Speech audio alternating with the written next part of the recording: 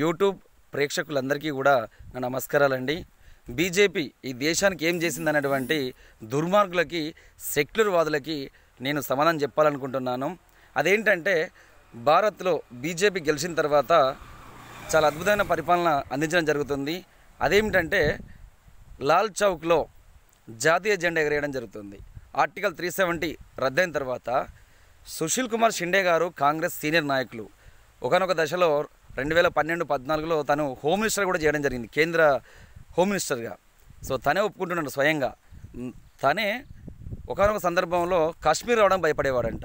ఎందుకంటే ఐఎస్ఐ జెండాలు ఎగురుతాయి, పాకిస్తాన్ జెండాలు ఎగురుతాయి అని భయపడేవాడంట. కానీ ఈరోజు మెచ్చుకోవడం జరుగుతుంది. కాబట్టి ఏం చేసింది బీజేపీ అంటే చాలా అద్భుతంగా పరిపాలన ఇస్తుంది. దేశం కోసం, ధర్మం కోసం కొట్లాడేది బీజేపీనే. ఇదంతా కూడా గుర్తుంచుకొని సెక్యులర్ వాళ్ళందరూ కూడా దయచేసి బీజేపీ సపోర్ట్ చేయాలని కోరుకుంటున్నాము. జై హింద్, జై భారత్.